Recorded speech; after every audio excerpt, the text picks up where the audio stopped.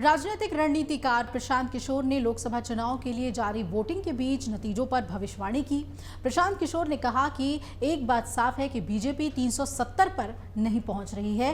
हालांकि उन्होंने ये भी कहा कि बीजेपी 270 से नीचे भी नहीं आ रही। एक चैनल से बातचीत करते हुए प्रशांत किशोर ने फिर से कहा कि बीजेपी 2019 की तुलना में इस बार बेहतर करेगी। पीके ने कहा कि बीजेपी ने पिछले चुनाव में 303 सीटें जीती थी। बीजेपी इस बार इससे बेहतर करने जा रही है। पीके ने कहा कि पिछली बार बीजेपी ने जो 303 सीटें जीती थी उनमें से देखना होगा कि बीजेपी कहां से जीती थी। इन 303 सीटों में बीजेपी 250 सीटें नॉर्थ वेस्ट में जीती थी। ऐसे में ये देखना होगा कि क्या इस बार बीजेपी को इस क्षेत्र में नुकसान पहुंच रहा है। क्या बीजेपी 50 से ज्यादा सीटें इस बार हार रही है। प्रशांत किशोर ने बताया कि दूसरा क्षेत्र है ईस्ट और साउथ, बिहार, उड़ीसा, बंगाल, तमिलनाडु, तेलंगाना, केरल और आंध्र प्रदेश। इस क्षेत्र में बीजेपी के पास अभी 50 सीटें हैं, लेकिन इस चुनाव में इन राज्यों में बीजेपी का वोट प्रतिशत और सीटें दोनों बढ़ रही हैं।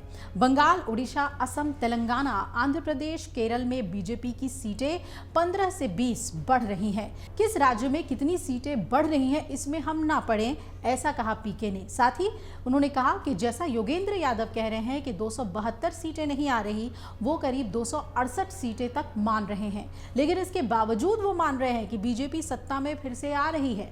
लोग मान रहे हैं कि यूपी और महाराष्ट्र में बीजेपी को बड़ा नुकसान हो रहा है। उन्होंने ये भी दावा कर दिया कि महाराष्ट्र में अगर विपक्ष अधिकतम 20 से 25 सीटें जीत भी जाता है तो अभी बीजेपी की महाराष्ट्र में 23 सीटें हैं, यानी सीटों की संख्या तो तब भी नहीं घट रही।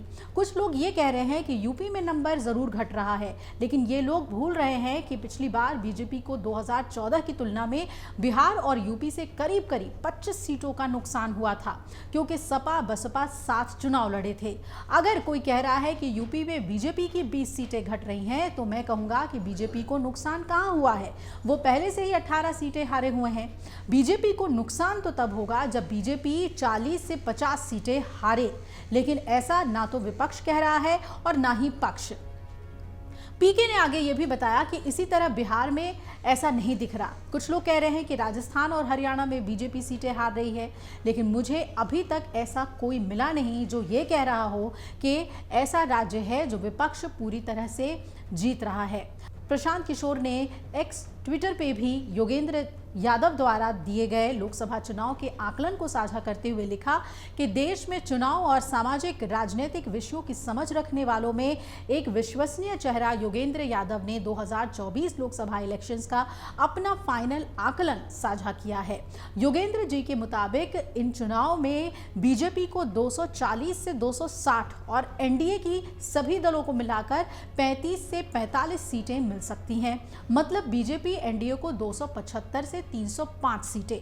देश में सरकार बनाने के लिए 272 सीट चाहिए और जारी लोकसभा चुनाव में बीजेपी एनडीए की 303-323 सीटें हैं। अब खुद आकलन कर लीजिए कि किसकी सरकार बन रही है। बाकी 4 जून को पता चल जाएगा कि कौन किसकी बात कर रहा है, और उससे पहले 1 जून को तो इंडिया गठबंधन भी इन सभी डेटा पर आकलन कर रहा है कि उसे कितना फायदा होने जा रहा है और बीजेपी को कितना नुकसान।